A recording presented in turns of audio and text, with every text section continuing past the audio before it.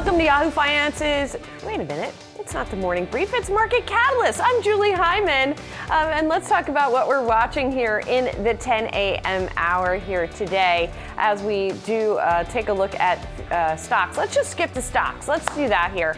So as we watch stocks potentially pushing to new highs here today, we've got the S&P 500 up about 0.25% here. The NASDAQ is up 0.25% as well. Any gains for them today would be new record closes on the session. It looks like that they have also hit intraday highs here as well. We've got the Dow heading in the opposite direction, down about 47 points right now. That is about 0.1%. So interesting to see this action here. We've got earnings underlying it. We, of course, have also got what's going on with the debate over Fed independence. So all of this contributing to the action that we are watching in today's session. And then, of course, we're watching the situation with what's going on with crypto as well as we have that action in Washington. Take a look at yields here today. That 4.3% on the 10-year, we've really been hovering right around that level all week, even with the drama over the Federal Reserve. And let's get to that drama right now. Fed Governor Christopher Waller made his strongest call yet for a rate cut in July. Waller, who's reportedly on Trump's short list to replace Powell as Fed chair, opened a speech Thursday bluntly stating, quote, "I believe we should cut the policy rate at our meeting in 2 weeks." With me now to discuss his commentary, Brian Jacobson, Annex Wealth Management Chief Economist and Strategist. Brian, it's great to see you. And I would love your take on Chris Waller's argument, which this was not a tweet argument, right? This was not a press conference soundbite. This was sort of a long, laid out argument for why he thinks the labor market in particular is weaker than it appears and warrants a cut. What do you think? Does he make a convincing argument? Well, I think you're absolutely right. There is a lot of stake and not necessarily just sizzle to what he said. And if you think about the trajectory of Waller's views on monetary policy, I think he does really bear listening to, because he was very hawkish just a couple years ago.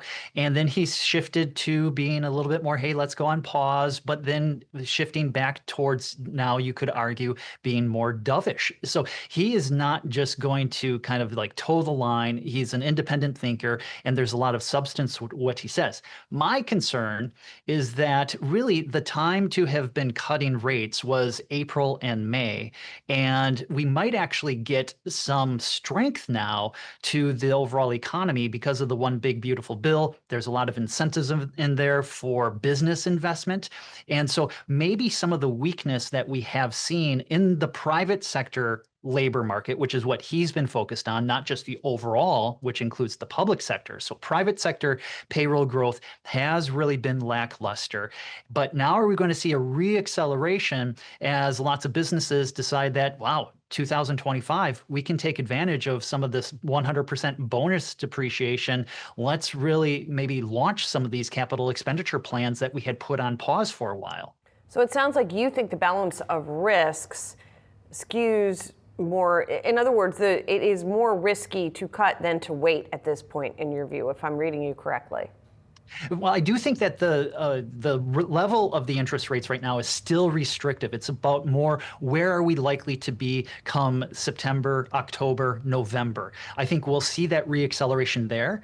Now, I could be wrong about that. I would think that the balance of risks would suggest that shifting to slightly lower rates, I put the neutral Fed funds rate right now where maybe they should be, at about 0.5 percentage point lower than where they are, right? So maybe that's kind of splitting hairs when you think about all of the errors in forecasts and also the volatility of the underlying economic data. But I could see maybe 50 basis points more of cuts, and then that being more appropriate. So I would love to see the Fed do a little bit more of an adjustment. I think they paused prematurely, and I would like to see them kind of maybe course correct here. And so I'm pretty sympathetic with what Waller has said. Interesting. Okay, so how is all of this translating into your strategy right now? I mean, obviously the Fed's not the only game in town. We still have the tariff headline sort of hanging over the market to some extent, and we're in earnings season. So what does all of that equal for you? Well, I think that it's really about we're towards the end of that storm, right? I think Jamie Dimon, was it a year ago or 2 years ago, lose track of time now, where he said, like a storm was coming. And then for a while we were in the eye of the storm. And now maybe we're at the back end of that storm in terms of the uncertainty, because a lot of that is going to be resolving, hopefully, by August 1st. Maybe there'll be a punting of that deadline for certain parties and the such. But once we get that type of clarity, I think that really then we'll see CEOs and CFOs no longer sitting on their hands, really thinking about what their expansion plans look like. Because right now it feels like they're kind of in survival mode, thinking, there's no reason to make any sorts of moves now, when if we just wait a month or two, that we'll get more information and can make a more informed decision. So I think that really I'm still positioned for growth in the overall economy, a reacceleration as we go towards the end of this year. And that argues, I think, for cyclicals like industrials, financials, and a little bit of perhaps defensives in there in terms of healthcare, just for good measure. Brian, we did just get some numbers on consumer confidence from the University of Michigan. This was the July preliminary number, so the first look here at July, and it came in a little stronger than economists had forecast and stronger than June. 61.8 was the reading here. So seeing this sort of expectations for inflation ticking a little bit lower than they had been, what do you make of that consumer sentiment? We also, of course, had retail sales this week. So what's that picture looking like? Sure. So if you think about the June data for industrial production and retail sales, stronger than expected, but some of that was just a bounce back. Now, the sentiment data, I think, is really important, especially the inflation expectations component, because I think that's one of the things that Chair Powell has been hanging his hat on in terms of justifying a pause, is that inflation expectations had been moving up, they're kind of high, and he wants to fight against that. And so if those are now drifting lower, really the argument for the Fed staying on pause kind of goes to the side, and maybe they should get to more of a neutral stance instead of a restrictive stance. And it's understandable why sentiment would have improved, because really I think we've become a little numb to the tariff talk, realizing that this is going to play out. Maybe it's not going to be as bad as what it was originally presented back on April 2nd in the Rose Garden. If we settle somewhere between 10 and 15%, it's not great, but it could be worse. So, Brian, as you look at all of these various elements, what do you think is the biggest risk for the market right now? Yeah, well, I think that the biggest risk right now is the valuations. When we look at the fundamentals, think that those will be improving, but how much are you paying for those fundamentals? So as we go through earnings season, I expect that we're going to be seeing a lot of volatility in terms of the companies that are meeting expectations, probably fine, but the misses are probably going to get punished a lot more than usual. I don't think investors have the patience to really deal with companies that are missing with any of those estimates. Really interesting. Good to watch if companies are missing and what happens then. Brian, good to see you. Thanks so much. Thank you. We got much more markets action coming up. We're going to do a deep dive into those Netflix numbers. You're watching Market Catalysts.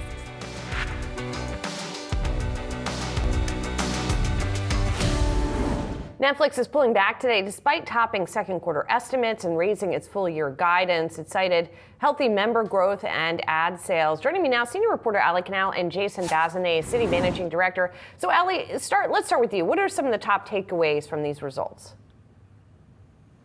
Well, top takeaways is if you look at what shares are doing today, we had a very high bar to cross, and according to investors, Netflix was not able to get it done. The stock is trading at around 40 times forward-looking earnings. That is double the S&P 500. We are up over 40% since the start of the year here, and even though we had that full-year guidance raise, it perhaps wasn't enough to satiate investor appetite at these levels. So one takeaway for me. Another is that it's all about ads. Netflix said that it is going to double the revenue in the ad space. That would come out to roughly $3 billion. It's aggressively ramping up advertising. They're seeing healthy growth there. And it's one of the cheapest plans on the market right now when you look at the ad-supported landscape. So they're seeing growth on the subscriber side. None of their pricing increases that they had earlier this year seems to be affecting consumer behavior. They said the uncertainty of the macro environment has little impact on them, that but they are largely insulated from a lot of that volatility.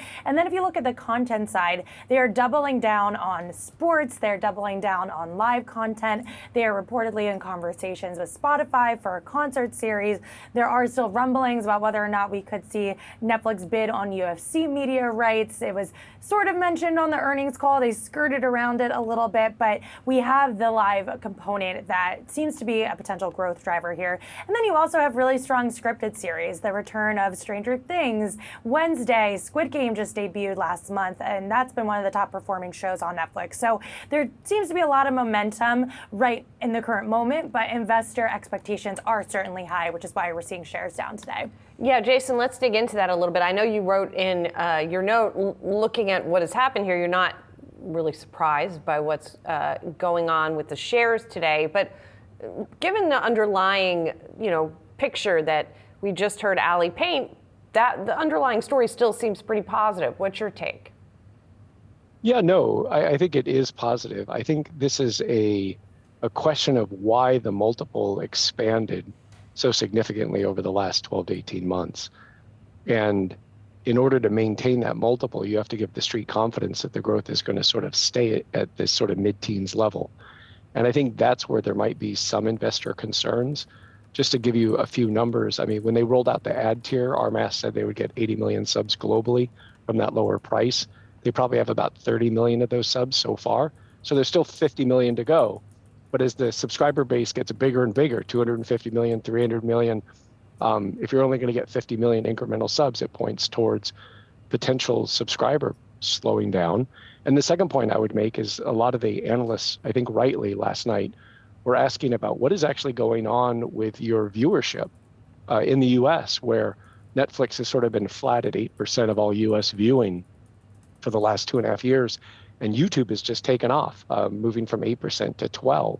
And so there's sort of an existential question here as well, which is, maybe Netflix won the pay TV war, but is it going to win this sort of ultimate war for consumers' time? And that seems to be shifting towards these open platforms.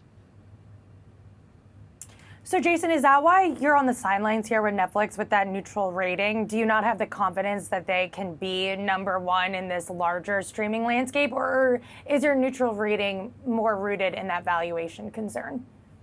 Oh, no, they're definitely number one. They've been number one for a very long time. I can't think of a time when they weren't number one in the streaming wars. What I would say is that I actually think what's happened is portfolio managers that have been long sort of Mag 7 stocks began to look at the landscape and say, hey, wait a minute, I've got some of these big tech companies have AI threats. Some of them have DOJ threats. Earlier in the year, the market was nervous about a recession. And so the PMs began to look for, give me a stock that doesn't have AI risk, that doesn't have recession risk, that doesn't have DOJ risk. And Netflix checked all those boxes. So it was sort of a safe harbor, and that caused the multiple to expand, but it wasn't really underpinned by sort of parallel acceleration in the top line.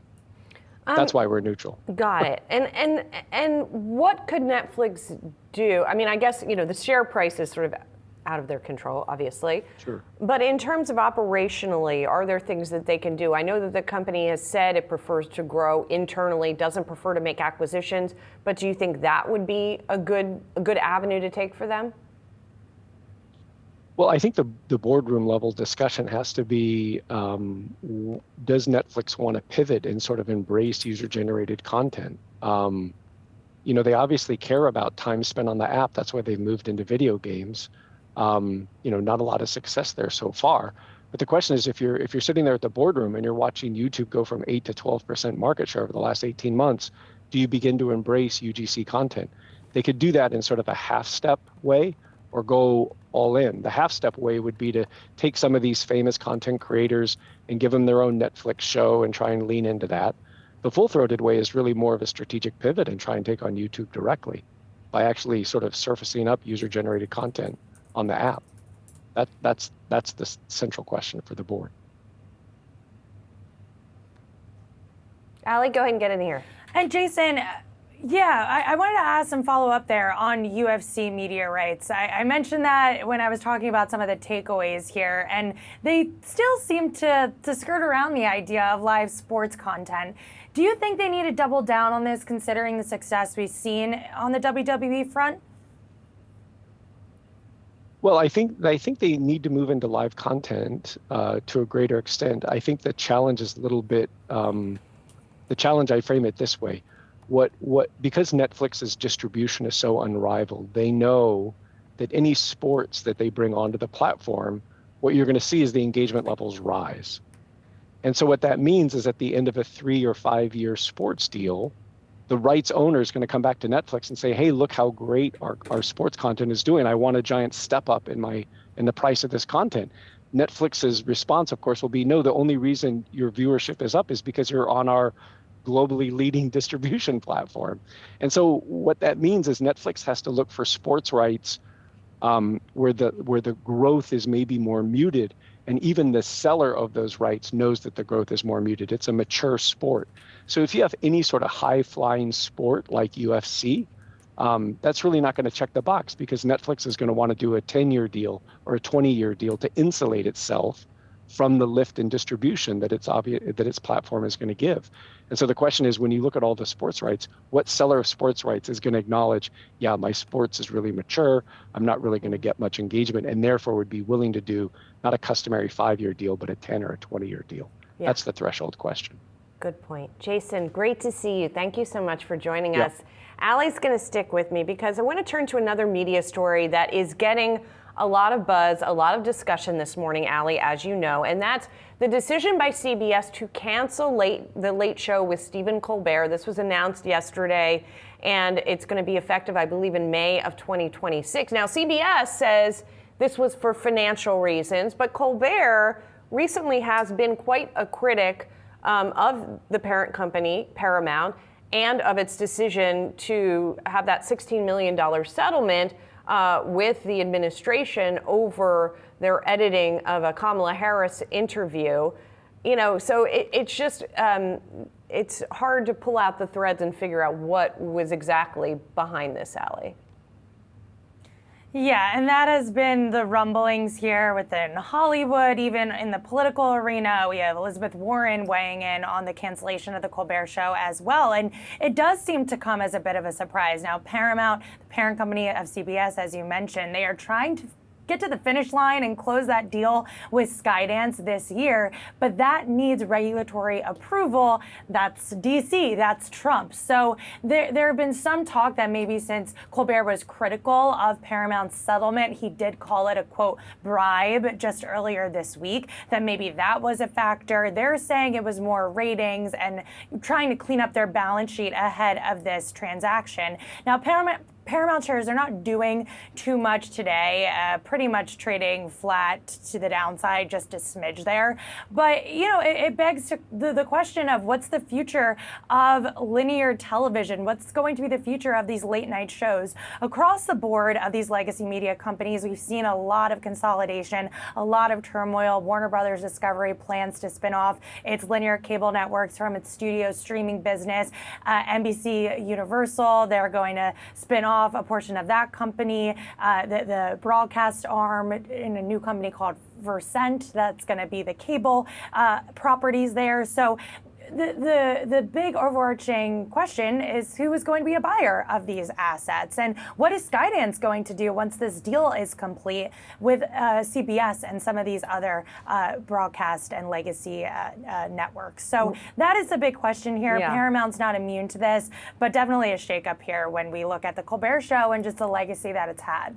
And we still don't know when and if that FCC approval is coming for that deal, right?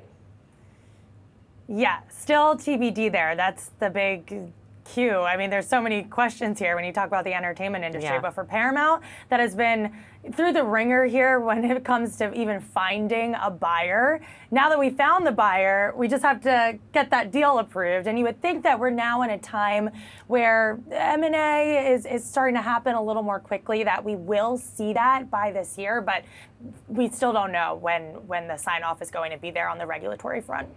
We'll be watching it. Allie, thank you so much. Coming up, we got to check on some of the biggest movers of the morning, plus what Congress's passage of crypto legislation means for that sector. Stay with us.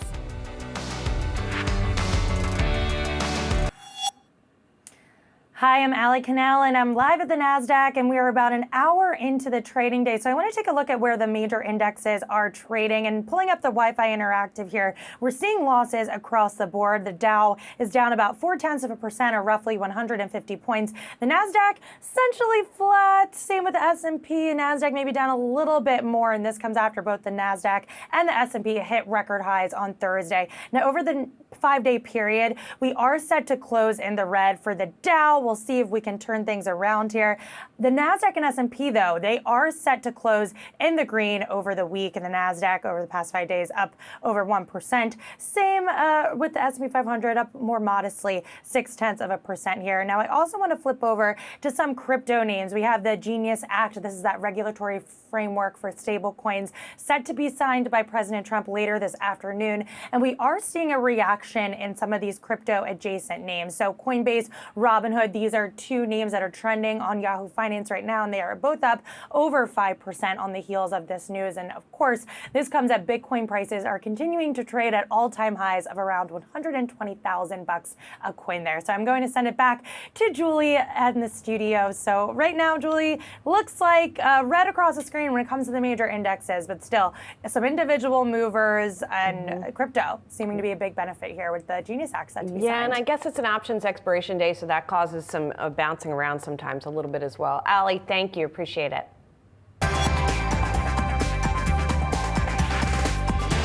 Now time for some of today's trending tickers. We are watching Charles Schwab, Union Pacific, Norfolk Southern, and Sarepta Therapeutics. First up, we're wrapping up a big week of bank earnings with Charles Schwab. That firm topping estimates, boosted by surging trading revenue and reporting client assets at a record high $10.76 trillion. Retail investor activity exploded during the quarter as the market rallied. Schwab reporting that it had two of its busiest trading days ever during the quarter, saw over 1 million new brokerage account openings. The shares up 3%. And moving on, Union Pacific is in early talks to acquire rival Norfolk Southern, according to the Wall Street Journal. If you look at Norfolk's current market value, it's about $60 billion. So if it closes, it would be the largest rail operator in the country combined. Norfolk shares rising on the report, while Union Pacific is edging slightly lower. And then finally, Sarepta Therapeutics reporting that a third patient in its early-stage gene therapy drug trial has died. The company says it told regulators about the death, quote, in an appropriate and timely manner. But the news comes just a day after Sarepta announced a restructuring of its business that included cutting about a third of its workforce, as well as $400 million in annual expenses. It said at that time it would keep this drug on the market and continue to have warnings associated with it. You can scan the QR code below to track the best and worst performing stocks with Yahoo Finance's trending tickers page. Well, the House of Representatives passing several cryptocurrency bills Thursday with bipartisan support. President Trump is expected to sign the so-called Genius Act into law, and the Clarity Act has advanced to the Senate. This comes as crypto's market value exceeds $4 trillion combined. Joining me now, Adam Kovacevic, Chamber of Progress founder and CEO, who represents some of the folks within this fintech industry here. Adam, I know that we've been talking about this thing for weeks now. There's been a lot of anticipation, both amongst members of the industry as well as in the price. But what does this thing do? Why is it such a big deal? Well, let's start with the Genius Act, which the president's going to sign today. People may forget this now, but we had a big crypto stablecoin meltdown in 2022 with Terra Luna, an algorithmic stablecoin that was not backed to $1. That was the original impetus for the legislation that's going to be signed today, which requires that stablecoins be linked to $1, which is great for consumers and the stability of crypto. It kind of weeds out some of the less stable stablecoins, if you will. And so I think that's the significance of that law, of that bill that's going to become law today. Clarity Act is really much more about providing a clear division of labor between government agencies, between the SEC and the Commodities Futures Trading Commission, on who will regulate which parts of crypto. And that really starts in motion rulemaking processes for both of those agencies, which I think is really kind of a page-turning moment from the Biden administration approach, which was really to try to put their fingers in their ears and kind of pretend that crypto, didn't exist and would go away, which I think was just a flop of a strategy. Adam, I'm always curious, especially when we have a new technology that's starting to take hold, whether it's more of a push or a pull. In other words, there is a big industry that has now grown up around crypto and around stablecoins specifically that is really wants to forward these products. What's the demand? What's the use case? What are we doing with this stuff? Yeah. Well, look, I mean, on the one hand, look, 55 million Americans use crypto in some way, so that's not an insignificant number. But there's also a lot of people for whom crypto is completely foreign. They might even be really skeptical about it. And frankly, I think it is okay and healthy to be somewhat skeptical. Not every crypto application is going to pan out. And that's okay. I think with any new technology, it's okay to say, look, some of these things are going to pan out and be great. Some of them are going to be flops. And what we should try to do with regulation is try to minimize the flops and make sure that those don't have a negative impact on consumers. But I do think, I sort of think like with decentralized technology, we've talked a lot about the need for kind of more competition. Decentralized technology, blockchain technology provides that. But I think, frankly, we're still in a pretty early stage for kind of seeing how that will be applied in new ways. So, this is really just the beginning, in my view. Well, to that point also, we spoke yesterday with Representative Mike Haradopoulos, Florida congressman, who talked about the significance of this vote as well. He says he sees crypto crucial to making the U.S. the epicenter of finance. I want to play what he had to say. This is the future of finance. It's a more efficient way to move money, and it should reduce overhead costs for everyday businesses. That's what really makes the difference. And what was happening is that there's investment dollars were going everywhere else in the world because this is where people want to go with their money. So again, to sort of drill down on this, Adam, I hear a lot of people using that phrase, future of finance. He talks about the costs being lower. So sort of how is that going to play out in real time, recognizing, as you said, that it is early? Well, here's the thing. So one of the things I think is important to understand about the political debate around this is that there are absolutely some crypto, strong optimists like the representative there, right? This is going to change finance forever. I'm actually more interested in the policymakers who may even be skeptical about crypto. And part of our argument to them is, look, you can be skeptical, but you should still want this industry to stay in the United States and be regulated here, right? Let's actually put this industry under the regulatory purview of our agencies, because if we don't do that, these are companies that will shift offshore, right? And we want crypto as an industry, frankly, to be subject to US regulation and frankly, following kind of American values. And so that's kind of my argument to like crypto skeptics, right? That like, even if you don't, you're not crazy about this industry, it's in America's national interest for us to be setting clear rules for this industry, protecting American consumers, and making sure that crypto as an industry doesn't just go offshore, where frankly it's further out of the reach of our law enforcement agencies. Adam, I want to ask you about something else that you've actually written about. When we talk about the sort of sketchy reputation that crypto has had historically, and as you point out in a recent piece, this goes all the way to the top, right? With the Trump family that has been hawking a lot of what I think we can agree are at times dubious products, right? So how do you see that track at the same time that you see this legitimization push when the call is coming from inside the house, so to speak? It looks like that there is abuse in plain sight. Unfortunately, I think the Trump family's activity in the crypto space has just complicated this whole debate unnecessarily. Because I think if you ask people in the industry, they're going to say, look, we really appreciate that Trump kind of knocked off a lot of the silliness of the Biden era SEC and kind of Gary Gensler's approach, where sort of like pretending crypto doesn't exist. He's taken some good deregulatory steps. He's taken some steps to reduce, eliminate the lawsuits that were really silly. But at the same time, I think if you gave truth serum to most of the people in the crypto industry, they would say they would really prefer that Trump and his family weren't doing any of this stuff, because the fact is, like, everybody in the industry really wants a legitimized, regulated industry that's on like firm footing. And that's what's interesting about this policy debate. Like, this is not an instance of industry coming to Congress and seeking deregulation. They've actually been seeking regulation, more rules. And, I think the reality is, like, the stuff that Trump's been doing has been sort of hanging over that. There are good separate bills in Congress that I fully support that would actually prevent presidents, members of Congress from being involved in things like meme coins. I think we should pass those things. Probably won't pass them unless Democrats take over one of the the parts of Congress. But I think my view is policymakers should be both pro crypto and anti-corruption. And Adam, finally, I know you're not really a price guy, but I'm going to ask you a price question anyway. I'm curious. We obviously have seen all of this be very bullish for crypto prices, not just Bitcoin, but really the whole universe. From the people you're talking to in the industry, do they see any sort of other speed bumps ahead? You're right. I'm not a price guy, and to be honest, to see your reporting about what the impact of these legislative developments are having on crypto stocks is interesting.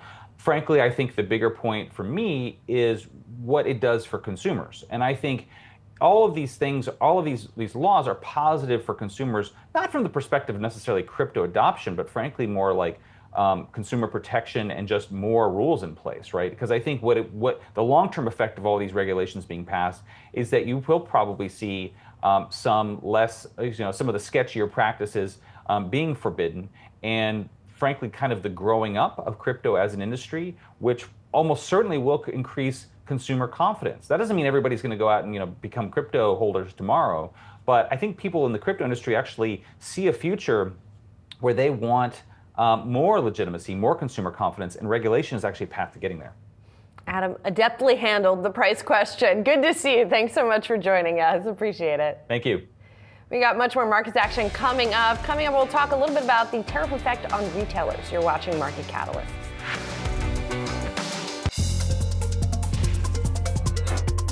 Retail sales coming in stronger than expected on Thursday, signaling a continued resilience in the consumer. But with tariff uncertainty and trade deals on the shelf, it may be time for investors to rethink the space. We're navigating how to play the retail sector with the Yahoo Finance playbook. Joining us now is Simeon Siegel, Managing Director at BMO Capital Markets. Simeon, it is great to see you as always on the show. So, Simeon, we're always looking for lines of sight into the consumer. Retail sales, we got that data point today, rose more than expected in June. You have line of sight there too, Simeon. Given your coverage universe, I'm just curious, what are you seeing? What are you hearing about the American consumer, Simeon? How healthy, how resilient? Good to see you, Josh. Line of sight, magical thing. Wouldn't it be nice? Listen, I think that what's so important, retail sales versus consumer sentiment seems to be this important distinction that we need to make, and we're learning. Yeah, people are buying things. And so they're not buying willy-nilly, they're not buying without abandon, but they are buying things if you give them a reason. So we're seeing market share conversations. So my view, from what I can see about the consumer, healthy or not, the U.S. consumer is overly resilient. You and I always talk about that. And what we're seeing even in the most discretionary of categories, even in the companies that I tend to look at, there are companies that are gaining sales. There are companies that are doing it, and they're doing it at higher profits. Let's talk tariffs as well, Simeon. I'm curious, what kind of tariff-related margin pressure, Simeon, do you expect to see in your coverage universe? So listen, I think the interesting thing that we have to acknowledge, tariffs raise the cost of goods. They don't raise the price of goods. I think we all wanted to believe that with tariffs come immediate price hikes. It's just not true, because in discretionary retail, right? Because the consumers need to accept those prices. And if you demanded 20% off for a pair of jeans last week, I promise you're not going to all of a sudden say, okay, I'm willing to pay full price because of tariffs. So what we're seeing with tariffs listen, you have three different options. Either you can price it along, because the easiest way to mitigate a tariff is to raise price. The problem is it's very hard to raise price. So you're seeing certain companies raise price, and by the way, do it surgically. Nike is raising price on certain shoes, but not on others. The alternative is to say, okay, I can't raise price, or I can, but let me find a way to save elsewhere. So let me cut costs. Let me actually take margin savings that I would have otherwise told you about, and now feed them into tariffs. And then the third option is you have to absorb it. And we're going to see all three, right? It depends on where you are, because what we are seeing right now is obviously companies are going to have to entertain tariffs. Now, I do still think that the biggest problem with tariffs is more so the uncertainty of them than the severity of them. They're pretty severe, but all the companies I talk to, they know exactly what they're going to do when they're told what the tariff is going to be, but they're not sure which plan they're supposed to put in force. And I think that uncertainty has been a big problem. Simeon, where should retailers be making product? We know where the president wants to make product. He wants to make it here. Should it be here? Is it Asia? Is it Latin America, Africa? Where's the smart place to make the product? with the risk of upsetting the political sphere here. Where should they make product? The place where it's most economical, right? It's as simple as that. Finding out where is most economic is going to be the hard question. And so that's this point of, I've been talking to a lot of companies that will say, okay, am I supposed to pivot? So in the last 10 years, the playbook was pivot out of China, go to Vietnam. Well, obviously that's not such a great answer right now. So now people talking about Mexico, well, then that pivots. Then it's Brazil. Then it's that. For the product that you and I want to buy at a reasonable price, you need to find a place that's going to be able to do it at a cost that you're going to be able to sell it at. And so that is this dance that people are trying to figure out. Once they know where these costs finally settle in, people then have to recalibrate. The companies will have to then move around their manufacturing and figure out where can I do it to get the best quality at the best price, because it's not just the best price. You still need it to be quality. And that's this dance. And so I don't think there's an answer right now that people can say, I know exactly what country I'm supposed to move to. And I think that's what makes it so difficult. So the dance continues. Meanwhile, Simeon, you have to make recommendations to your clients. So let's get to some picks. Nike, you got the equivalent of a buy on that one. How come, Simeon? I think, and you and I have talked about this in the past, I think with Nike, what we're looking at is the exact problem that they faced a decade ago. And so to your point about tariffs, Josh, I need to look at these businesses and say, if the easiest way to walk past a tariff is to be able to raise price, then all that means is I need a company that's able to raise price in general, which means I need a company that has brand equity. Nike has brand equity. And so this thing, my team did a really fascinating report, and I'm appreciative of them for it. But we looked back a decade ago when Adidas started taking share, mind share from Nike with the Ultra Boost, with the Yeezys, with the Gazelles, with the Samas, with all of these things. What Nike did, they went back to their archives, they flooded the market with Jordans, which is exactly what happened now. And then they came out with a competing rhyming product to that Ultra Boost. It was called the Epic React. Right now, Nike's been dealing with the same issue. They watched Hoka and On and New Balance and all these brands that had created a big max cushion that's product that Nike didn't have take mind share. What did Nike do? They went back to their archive. They flooded with Jordans, with Dunks. Like this was the same thing that happened, but they needed a competing product. They didn't have it, and now they do. And so as of the last earnings call, Elliott Hill, the CEO, talked about this new line, the Vomero 18s, did 100 million, 90 days. That's a good start. And so do I think we're out of the woods? Certainly not. Does it look like we're troughing earnings? That's what it looks like. And if that's the case, then people start cycling into Nike's earnings power. And so I think Nike, you have this big business that's obviously very ownable that becomes really interesting. I think on the other hand, there's some companies that are a little bit smaller that really are lying in the dirt from an investor valuation perspective that look interesting. I think a Capri, which owns Michael Kors, just sold Versace or is in process of selling Versace and owns Jimmy Choo, is a company that had a very dirty looking balance sheet, but with the sale of Versace will look very clean. The multiple doesn't reflect it. So I would look there.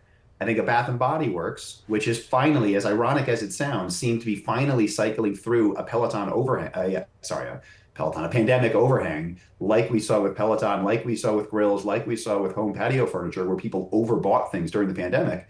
People overbought candles, they overbought soaps and sanitizers. It lasts a while, but as of last quarter, you watched revenues grow. You're starting to see that change. Look at the free cash flow yield. It's not reflected in the stock. So different types of stories. These are a little bit more, you have to go down and dirty and look for value. But I think there's interesting dynamics here across the market, where on the other hand, I have plenty of stocks that are trading at their all-time highs. I only have about a minute left, Simeon, but I want to get this one in. Here's a name where you don't see value. There's only one sell, I think, Simeon, in your coverage universe. That would be Ralph Lauren. How come? Listen, I think Ralph has done a great job. Ralph is one of the ones that I referenced that's trading at their all-time highs. The problem is you're looking at Ralph Lauren, the person selling stock. You're looking at Ralph Lauren, the family sold stock in the last year. You're looking at some management that left, and you're looking at a business that right now, again, like I have to look at stocks, and I have to be cognizant of the fact that this has run a lot. And so I think when I look at Ralph, it's hard for me to be recommending that, especially when I acknowledge that you're watching some human signals that are hard to ignore.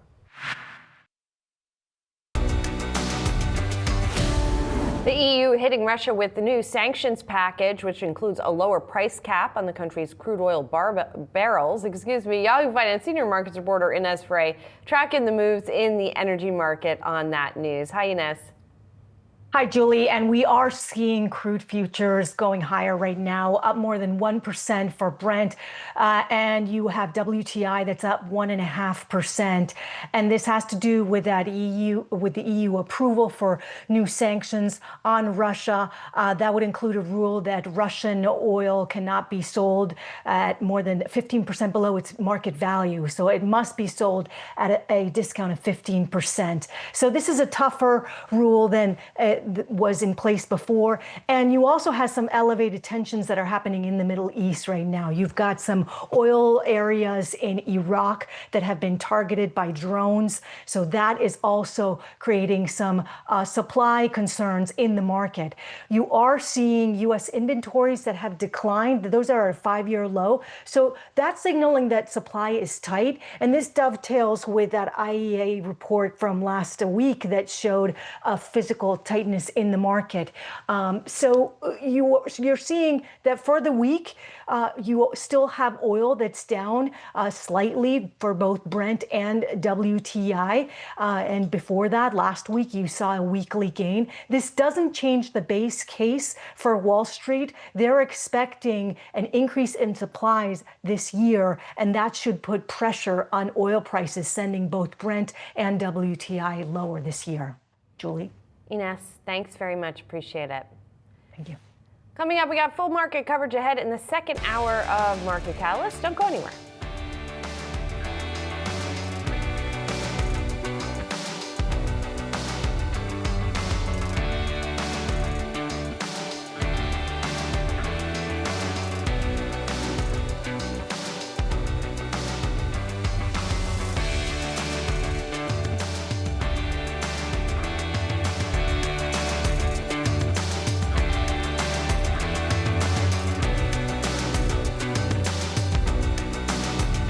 This hour on Market Catalyst. First up, Investor Playbook. We discuss a week of earnings and economic data and what it means for your portfolio.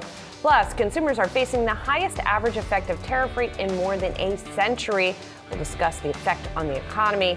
Plus, copper prices are trading at records ahead of that 50% tariff that President Trump announced. We'll talk about the effort to build U.S. copper mines.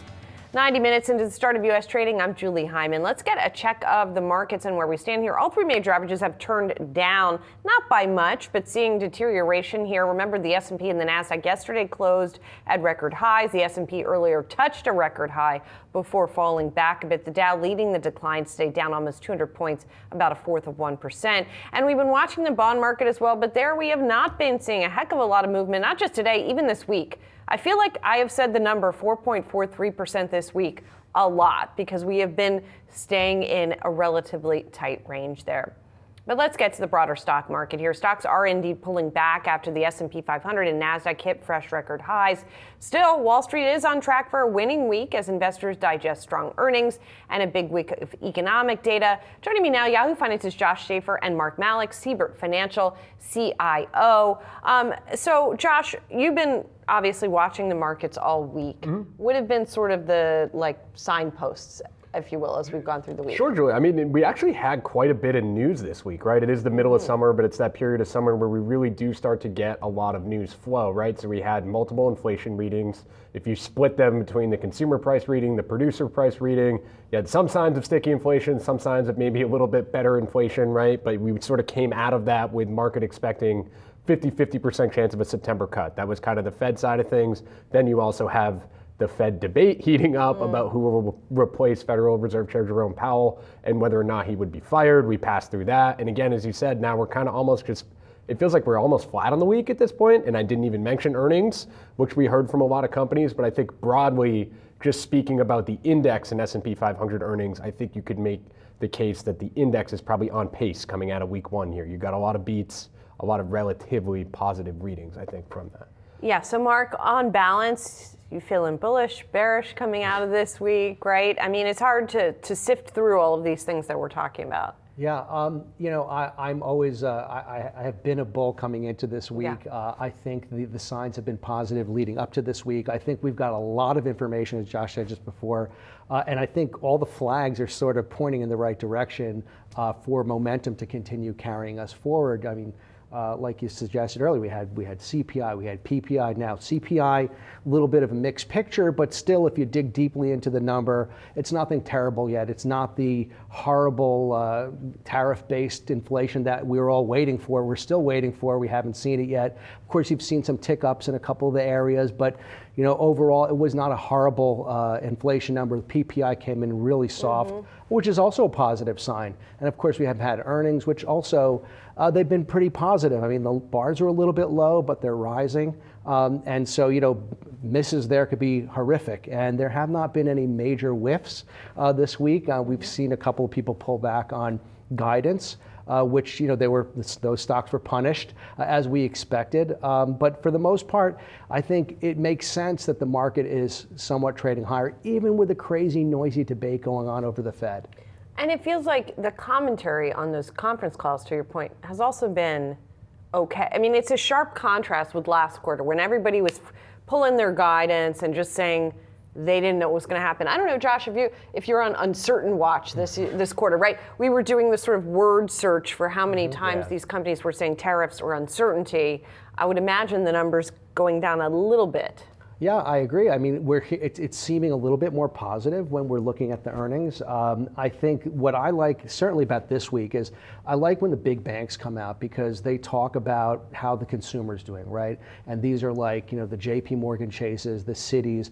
Between the two of them, I think they corner the market in consumer credit cards.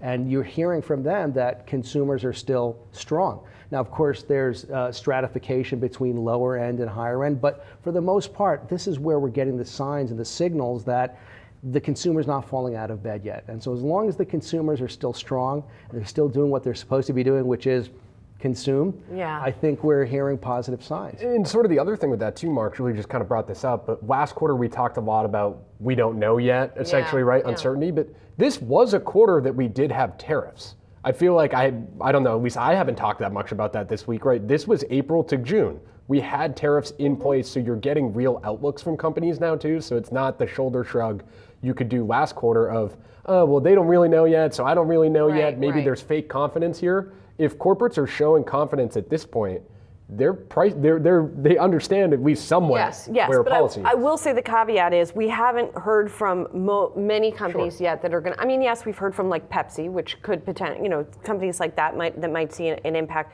We haven't heard from the bulk of the industrials, for example, or, companies that make things, retail is later in the season, so that could be a different tenor. So we haven't quite gotten I guess the full picture from those companies. I mean, sectorally, or are you looking more on a stock-specific basis when we're talking earnings, Mark? Yeah, so my favorite sector, of course, is lately at least has been the tech sector and communications sector. I think there's the most potential opportunity there, even though there are challenges for those sectors as well, given the tariffs. But they have so much potential growth opportunity. It allows them to go beyond worrying about buying widgets and marking them up and reselling them. And a lot of them have what I refer to as pricing power. So they would be able to pass them on to the consumer if they needed to. Bad for us as consumers, but good for them as stocks that we own. But of course, we're going to have, as you said, in the next couple of weeks, we're going to start to have those what I refer to as smokestack industries, the industrials. We're going to hear a little bit more. That's why I think we said earlier we were talking about the unknowns, but for me, it's like how many people say "for now" at the end of the sentence, right? So I said all the flags are heading in the right direction. For now, right? Maybe that's the new word search that we should do in the conference call. Just look for the phrase "for now." I know you've also been looking at, as you always do, at Strategist Notes. Michael Kantrowitz over at Piper Sandler, just saying like it's tough to be too bearish right now, right? Yeah, I thought so. Michael Kantrowitz's note that came out this morning, sort of wrapping up the week and looking forward. He's the chief strategist over at Piper Sandler. He answered kind of a question that I like to ask myself when we get back toward record highs, which is instead of constantly asking, what are the risks? I feel like we spend all day talking about the risks right now and they feel rather obvious, right? The economy could turn, tariffs could impact this whole story, et cetera, et cetera. Why are we rallying? Why are we at record highs, right? And why could that keep moving the market higher, I think is also an important question to be asking yourself right now. Kantrowitz points out earnings revisions breadth, meaning the wide swath of companies that have seen revisions come up since the April bottom has continued to improve. That's something that Morgan Stanley's Mike Wilson has also been pointing out. Kantrowitz also pointing out that yes, valuations are high. We just talked about tech. Think about this market. When we talk about the average PE for the S&P 500 over the last decade or the last 20 years, well, the S&P 500 is a lot more tech than it used to be. And so it makes a little bit of sense that the valuation would continue to be high, right? And so just thinking about what's been driving it, and I guess sort of to round out that thought, going back to Mark's point, you could perhaps make the argument that tech earnings over the next 2 or 3 weeks will just give us a lot more sense when we think about this bull market, what's driving this bull market, and if we can keep moving higher. I think tech earnings over the next 2 weeks, and if they can live up to those earnings expectations, that's still supposed to be your key driver for the index. And if they can do that, that feels like the next. Well, the question is, though, do you get the Netflix effect where you have the meeting and the numbers looking good and the stock's still, in some cases, falling because there's been such a run up already? Yeah, we've seen that, right? Yeah. So Netflix is always an interesting one, right? Because we always get them first, and they're not really kind of a technology company, but they do typically set the mood, right? Because that's one of the first sort of big growth stories that we listen to. But you know, I think that their story is a different one, right? And so when somebody says, well, but do you think there is a risk that the other tech stocks will fall even if absolutely, the numbers are good? absolutely, right? There is so much high expectation. There, the whisper feelings out there on these companies, right? I keep, hawking, this technology. We're all feeling that way, and if it lets us down, I think it's going to be a challenge. However, we'd like to see something strong. There's certainly the possibility that these things pull back, right, even though they might beat wildly. But in that case, I will tell you, those are buying opportunities. Well, right? I mean, look at NVIDIA as an example, right? Yeah. That's certainly been the case there when it has that pullbacks on earnings. There's no question. I mean, look at the opportunities that still exist. Those opportunities, no one has been able to challenge the opportunity that's out there for this AI ecosystem. Right. And so, yes, companies have ups and downs, and there's news bits that come across the tape, but it doesn't change the thesis. And they still have great management. They still have great opportunity. Demand is still high. They have price power. They have all the moats are there. Mm-hmm. So despite all the challenges, these companies, you can't argue with the growth story. So if it's down, because people are just exhausted, and it's possible, people do get exhausted with buying, that to me is it's down for the wrong reason. And so until you tell me something where, no, the market's not really there, then I'm going to continue to, respect these higher valuations. And companies can stay at high valuations for long periods of time. Yeah, So. we have learned that for sure. As we've learned, yeah. Josh, thank you. Mark's going to stick around. We're going to dig into the tariff story a little bit further because coming up, the U.S. effective tariff rate is at levels that have not been seen in over a century. And that's before that August 1st deadline. We're going to break down the economic implications next.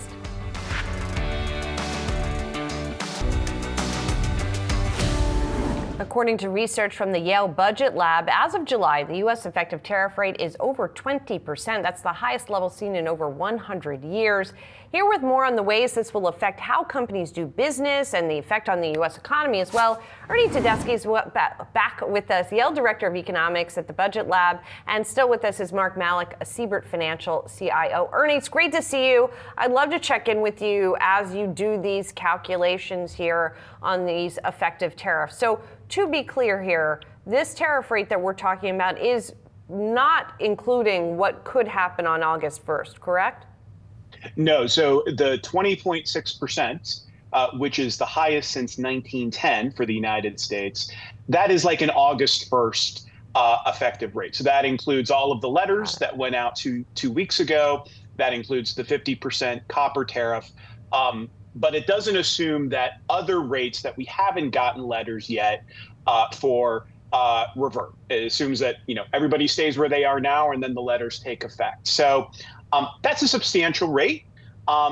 We project in our economic modeling that would shave, roughly 90 basis points off of growth in 2025 as a result of that, which is a major headwind. I like to emphasize to people, though, that is not a recession necessarily. If you were at 2% growth for 2025, now you're at 1.11 as a result of the tariffs. That is lower, but that is still positive. Well, and, as the president has pointed out, and at the same time, the government is collecting more money and putting it in its coffers. As we know, that doesn't mean that companies and people aren't paying the tariffs themselves, and then it's going in the government's pockets. But how do we think about the benefit, if you see it as one, of that tax revenue going into the U.S.? Sure. So we have gotten more tax revenue as a result of tariffs. It absolutely does mean that people are paying it. People in companies, we wouldn't be raising that tax revenue if someone wasn't paying it. We also know from import prices, import prices ex tariffs import prices haven't fallen. So foreign companies are not absorbing very much, if any, of the tariffs. This is all being paid by Americans. We've raised about $110 billion total in tariff revenue so far this fiscal year. But we had tariffs before these new ones went into effect in 2025. So we've probably raised more like $50 billion in revenues from new tariffs. And look, that definitely lowers the deficit. That's a good thing. It will be a little bit offset, however, especially over many years, by lower incomes, because tariffs affect productivity. That means lower worker pay, lower company profits. And so some of what we gain in tariff revenue will be offset a little bit by lower income and payroll tax revenues. Gotcha. I want to bring Mark back into this. And Mark, we've been talking about this pretty consistently. But, when I hear a number like 20.6% and I hear about maybe a half a percentage point being shaved off of U.S. GDP, is all of that now priced into the market, priced into the stock market and what we've been seeing? It's a big challenge. I have this, we keep talking about for now. I'm concerned that many analysts have not yet factored in the actual impairments of these potential tariffs. I think that a lot of us are sitting back saying, what is the actual tariff going to be? Then I'm going to sharpen my pencil. Then I'm going to see what's the cost, what part of that cost can be pushed onto the consumer. But we know that it's going to be a headwind, and it's going to cost us either corporations it's going to be a cost of earnings, or it's going to come right to the consumer. We haven't really factored that in yet. Generally speaking, the market's trying to digest all this, and so far it's done a good job, but I think there's another shoe to drop soon. Well, speaking of a shoe to drop, Ernie, I want to talk to you about where we could see the biggest tariff bites. Shoes, footwear, clothing being among those areas. According to your analysis, what sector should we be watching that could see the potential biggest hits?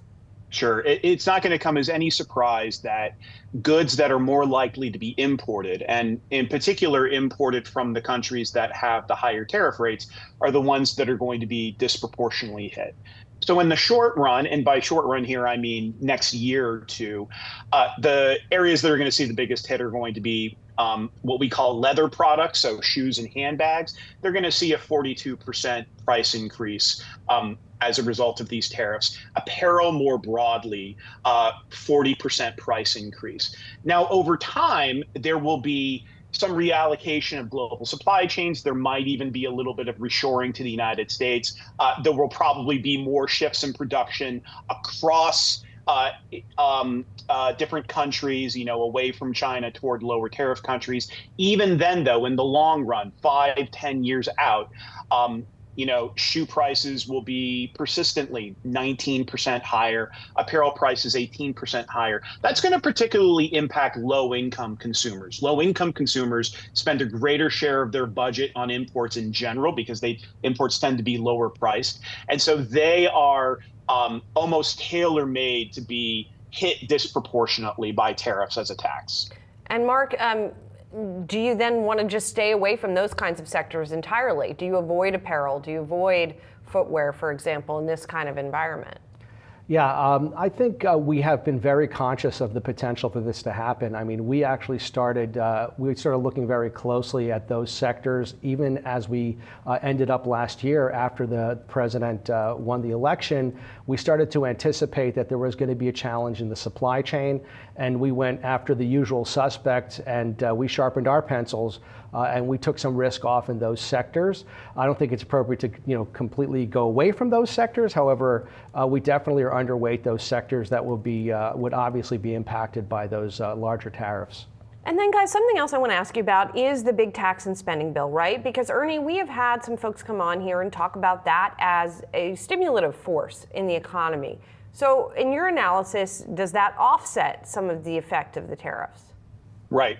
In our analysis, even if you expected Congress to fully extend the 2017 tax law, which I think most analysts did, what they ended up passing went above and beyond that, especially in the short run. Most of the pay-fors in that bill that lowered the cost don't start biting until later in the 10-year window. So you do get some gross impulse in 2026, 2027 from that bill. That's going to be almost entirely offset in our economic modeling from the increase in tariff rates, which we think is the appropriate way to think about it, because this administration made, I think, a fair argument that the tax bill costs a certain amount, but then they were raising extra money from tariffs as well. So they were thinking about the two policies in tandem. And Mark, what about you? How do you think about the two policies in tandem? Yeah, no, I think it's certainly, we believe that certainly the tax act that just passed is going to be stimulative to the economy. Whether it offsets the tariffs at this point, it's unfortunately too early to tell. But when you're looking at a number that's 20%, that could be the effective tariff rate. I think that the calculus there is going to be tough to true up. Yeah. Ernie, Mark, thanks a lot. Have a great weekend. Appreciate it. Thanks. We got more markets action coming up. Stay tuned. You're watching Market Catalysts.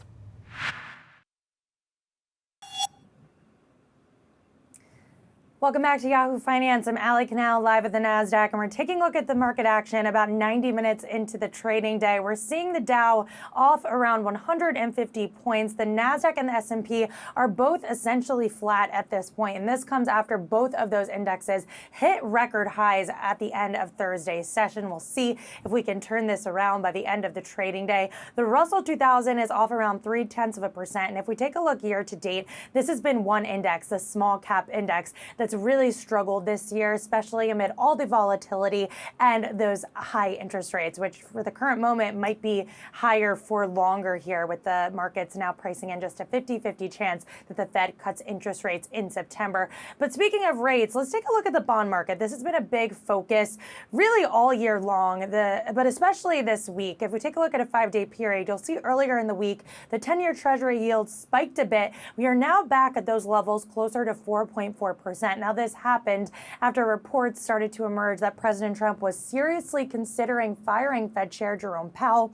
That spooked the bond market. Ultimately, Trump walked back those comments, and now we have those levels that are settling in closer to what we've seen over the past month. But the 30-year yield, it's trading at 5%. This is a key technical level to watch, and we know that the market, both equities and the bond market, they're susceptible to a lot of these developments on the Fed front. So something to keep an eye on. Also, let's keep an eye on the dollar, because we are still below that psychological 100 level. The US dollar index has just struggled so far this year, and this index tracks the dollar's value against a basket of other major foreign currencies, and we are down about 10% since the start of the year. But I will say that is helping certain companies this earnings season. Netflix, for example, recently raised their full year guidance, and they did cite the help of the dollar and the fact that that is depreciating when it comes to some of those international sales. So something that we're going to continue to track this earnings season, and we will keep tabs on the market moves here on Yahoo Finance later on in the session. Now let's get to some of today's trending tickers. We're watching Humana, Chipotle, and Roku. And our senior markets reporter, Allie Canal, is still with us live from the NASDAQ. First up, let's get to Humana. It's falling after losing a lawsuit over Medicare payments. It's going to cost the company. The health insurer sued to try to undo cuts to its Medicare bonus payments, hoping to restore billions of dollars in revenue. The government had lowered Humana's quality rating, which means the company gets less money from Medicaid starting in 2026. A Texas court voted to dismiss the case. Down 2% here is what we're seeing for Humana shares. And Allie, we've also seen some pressure on other companies within this industry. Yeah, if you take a look at some of those competitors in the space, Elevance Health, Molina Health, they are also under pressure today. At last check, I believe they're both down around 5%. Now, Humana, like you said, is down over 2%. We are a little bit higher than some of those session lows here, but the decision had been a setback in what was a really high stakes legal case, one that could have added billions to Humana's bottom line, like you mentioned, Julie. And digging into this, it was interesting because the challenge was this downgrade to its Medicare quality ratings. Now, this would have reduced the number of members in bonus eligible plans. And that's a big deal because these star ratings, they help determine how much money insurers receive in bonuses. And for Humana, that's core to their business. In 2024 alone, they took in $2.5 billion from these payments. And according to Barclays, a win could have added nearly double to Humana's 2026 profit outlook. But the judge ultimately ruled that this case was premature, suggesting that the company needs to complete the administrative appeals process first. But just really underscores the broader challenges here facing some of these government-backed insurance programs. Yeah, definitely. And we could see that process continue, by the way, legally. So this story might not be over. Coming up next, let's talk about Chipotle. It's getting an upgrade to outperform from market perform at BMO Capital Markets. The analysts there saying the restaurant chain sales and profits should pick up in the second half of the year, and that the U.S. expansion still has lots of room to grow. The firm's setting a $65 price target, implying 21% upside for the shares. The shares, Allie, not getting that much of a lift from this call. Yeah, we're just up around 0.4%, and it's really the second half that BMO is focused on. They pointed to accelerated same-store sales, improving margins. The analyst noted that comps are starting to pick up and says that Chipotle's U.S. heavy growth strategy could eventually hit a 10% annual pace. Now, what was interesting in this note is they also said Chipotle is well-positioned even if the economy slows. And we've been talking about the state of the consumer, and there seems to be two different camps here, the high-income consumer and those that are still struggling with inflation, and that's hit a lot of those consumer-facing names, a lot of these fast food chains. Chipotle shares, by the way, they're down about 11% since the start of the year. And I'm used to talking about how bullish people are about Chipotle. So we've definitely seen a slowdown on that front. But BMO is saying that its value proposition is best in class, which could help the brand continue to outperform peers on traffic along with revenue. So perhaps this call is a turning point for this company. But like you were saying, we're not seeing too much of a share reaction right now. No, not at the moment. And finally, let's get to another analyst call. JP Morgan bullish on Roku heading into earnings.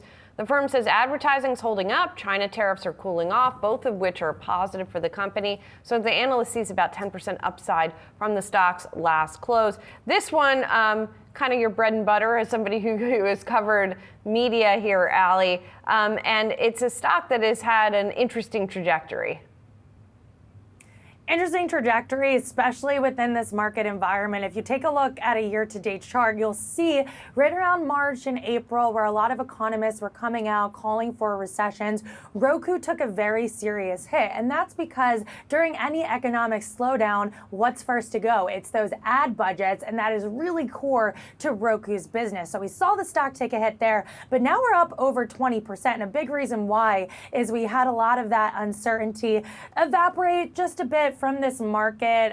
Their economy right now seems to be really solid. A recession is not the base case at this point. And JP Morgan is expecting heading into this earnings season that Roku is going to be in a strong position. They said that they were too conservative last quarter, and they now see platform revenue rising 15% in Q2. That's above current guidance. Full year EBITDA also expected to come in slightly ahead of forecast there. So we'll see if this name can deliver. But a lot of the gains that we're seeing now since the start of the year, that's stemming from that recovery from those April lows. Allie, thanks so much. Appreciate it.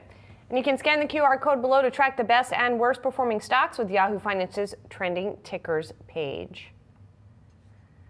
50% tariffs on copper imports are set to begin August 1st. It sent prices soaring and motivated companies to focus on domestic mining. Ivanhoe Electric is one such company. It's expecting to begin construction on a new copper mine in Arizona early next year. Once completed, the site would mark the first major copper mine built in more than a decade in the U.S.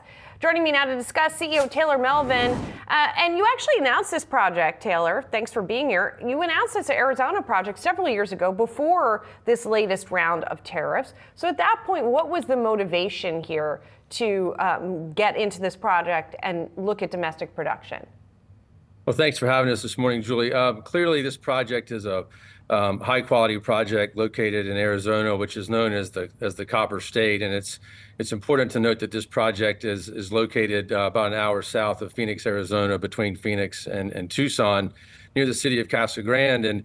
And what really drives the value and the importance of this project is our need to produce more copper domestically to support domestic demand. So we've been advancing this project in earnest since before the company went public in 2022. And we are now in a great position to advance the project, and we're looking at an accelerated timetable that would have us starting construction as soon as early next year, which puts us on track to produce first copper metal potentially by the end of 2028. So still a couple years out here. What could be potential delays? Because obviously this is something that takes quite a long time already to do. Yeah, so you've probably seen a lot of news in the marketplace about how long it takes to find and develop and permit copper projects. One of the big advantages that we have is that our project is located entirely on private land. We own about 6,000 acres of land just outside the city of Casa Grande with excellent access to existing infrastructure. We've got water rights. We've got a power line that runs through our property. We've got natural gas. We're located close to interstate highways and state highways. We've got access to rail just to the north of our property. So we really don't have a lot of the challenges that are associated with longer lead time items. And certainly being on private land helps our permitting process. Our permitting authorities are the state of Arizona, Pinal County, and the city of Casa Grande, which allows us to have a much more streamlined permitting process, which is why we're available to talk about such an accelerated timetable for the project. Taylor, mining in general and copper in particular has the reputation of being a dirty business. So what can you tell us about this particular project and any concerns about that? Well, first of all, copper is one of the most critical metals for our global economy and certainly our domestic economy. We need copper for every aspect of our economy.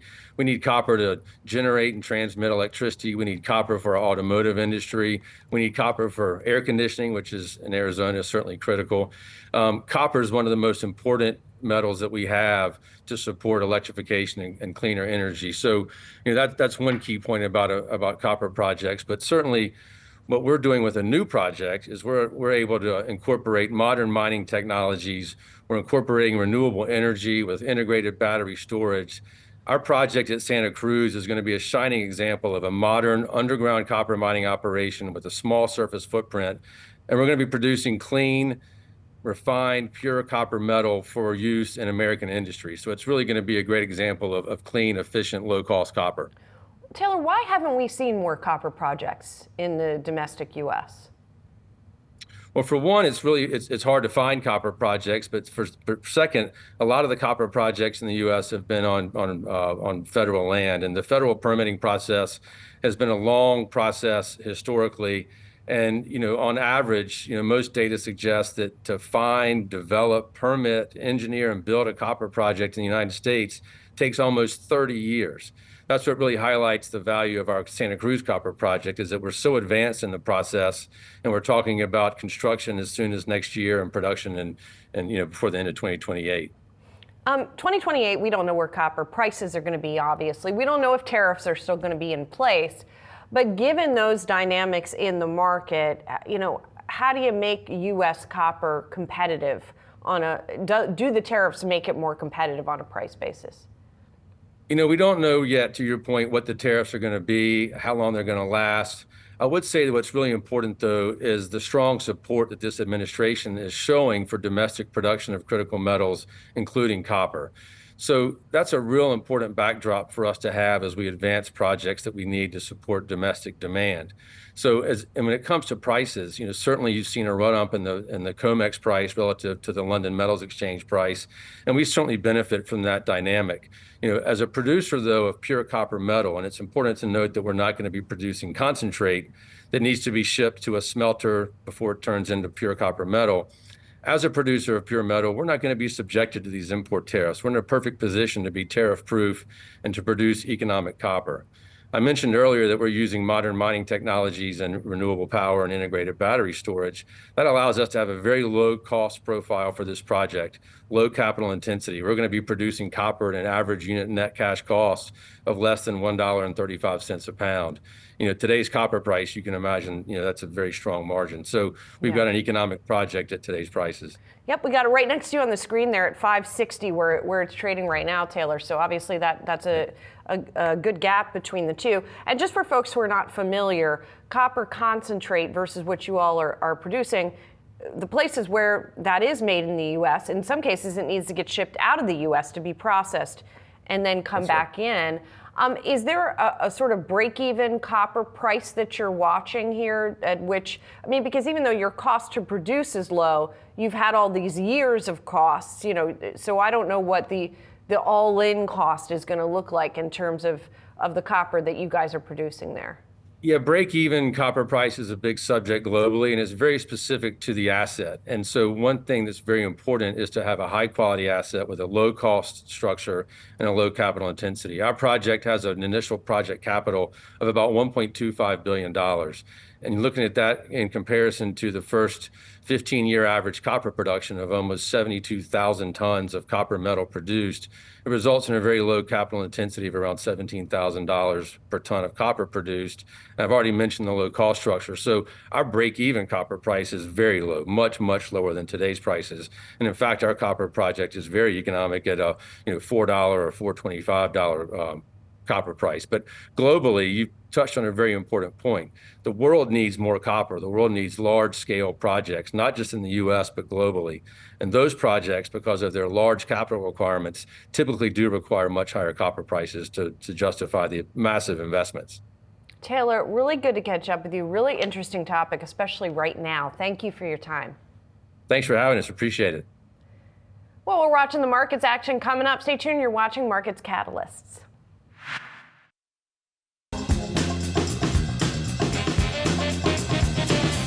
News about President Trump, it lit up global markets yesterday as headlines about firing Federal Reserve Chair Jerome Powell sent stocks plummeting as yields popped. On today's Stocks in Translation, we're going to look at prediction markets or binary market futures. And here's the definition. These are financial contracts regulated by the Commodity Futures Trading Commission that let you bet on whether a specific event will happen, paying $1 if it does and nothing if it doesn't. It's either or, hence the term binary. And here is a chart of Thursday's price action in the S&P 500 and what was happening in the prediction market. And in green here, we have the S&P 500. Just as the odds, as all those headlines about President Trump possibly firing not President Powell, he's the chair of the Federal Reserve, we saw those odds go up and we saw the stock market go down. It was pretty well timed here. And what's interesting is that stocks were managed to recover all those losses and actually close close to the highs of the day. But now I want to show you a second chart. This is the same prediction market versus the 30-year yield. And you can see here they were actually going in the same direction. And unlike stocks, the 30-year did not come back all the way down. In fact, it stayed above that critical 5% level into the close as it did the very next day. So there might have been some damage done there. And now I want to take a look at a longer term chart of these prediction odds and the S&P 500. This goes all the way back to January 30th, and I'm going to show you the S&P 500 tanking here. I'm just kind of tracing that out here and recovering. And I don't think there's a longer term correlation with these prediction market odds. So I just want to establish that right now. I do want to say that it's pretty interesting that the prediction odds have increased for Powell getting fired as S&P 500 has been hitting record highs. But those prediction odds, at least on a closing basis, by the end of the day, have never exceeded 25%. And intraday on Thursday, they actually hit 40%, but it never even got above 50%. So since we've seen a lot of these binary betting futures kind of rise in popularity over the years, I just wanted to show you a table that compares and contrasts them with auction markets. And so that's what we would traditionally call the stock market or the bond market or even commodity markets. So the first is a payout. In binary betting futures, we have all or nothing. That's $1 or zero. And of course, in the stock market, it depends on the per share price. And that can go up, it can go down, and it goes fluctuates on a minute-by-minute basis. And then another factor is price. We have, for binary betting, we have the implied price change versus the current market value as determined by market participants in these auction markets, the stock market, for instance. And then as far as risk is concerned, We have a fixed max loss in the binary betting. As I said, you can win $1 and you can't lose more than $0, or you can't go down to more than $0. And in the stock market, things are going to fluctuate on a minute-to-minute basis. And then finally, the typical focus here for prediction markets, that's going to be on a single event. It might be what the Fed is going to do. It might be on Powell getting fired. It might be on an election. And of course, in auction markets, in the stock market and bond market, we just have this on an ongoing basis. So as we saw with last year's elections, sometimes these betting markets deliver accurate information that's more so than traditional polls. And with controversial decisions becoming the norm, these markets are only likely to grow in size. So tune into Stocks in Translation for more jargon-busting deep dives, new episodes on Tuesdays and Thursdays on Yahoo Finance's website or wherever you find your podcasts. Tesla is set to report second quarter earnings results. Year to date, shares of the EV maker are underperforming the broader markets. Tesla's contending with weakening sales and a PR issue over CEO Elon Musk's involvement, not only in the Trump administration, but in politics more widely. So what can we expect from those quarterly results? Here with more, Yahoo Finance senior autos reporter Pras Subramanian. So what are we looking for, Pras?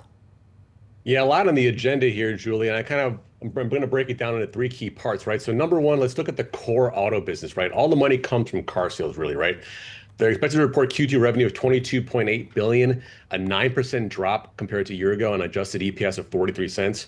We've seen deliveries were weak in Q2. How much of that was because of the Model Y changeover?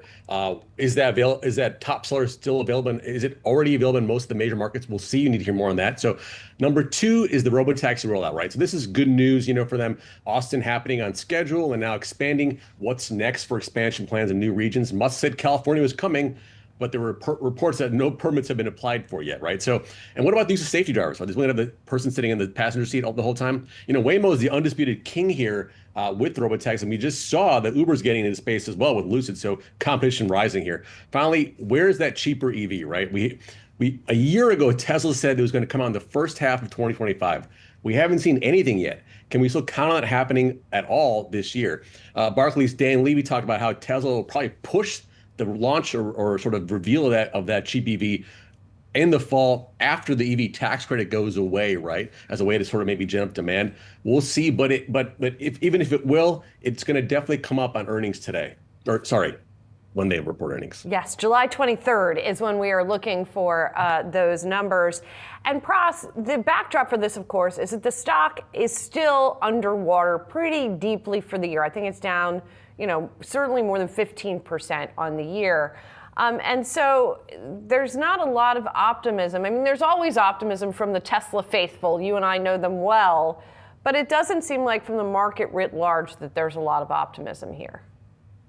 Yeah, stock's down 20%. It was down 40% at the end of Q1, Julie. So there is a little bit of pairing of those losses. But yeah, you're looking at what are the upside catalysts for a stock that maybe sort of petered out a little bit. I mean, the bulls are all fully in, but Wall Street wanted to see what's going to justify that valuation. We talk about robotaxi rollout. Maybe we'll get more crucial information on there. But Musk was teasing. I regret to say he was teasing, or forgot to say that he was teasing a very dramatic reveal of a vehicle coming out later in the end of the year to show. He wants to show people this demo of something.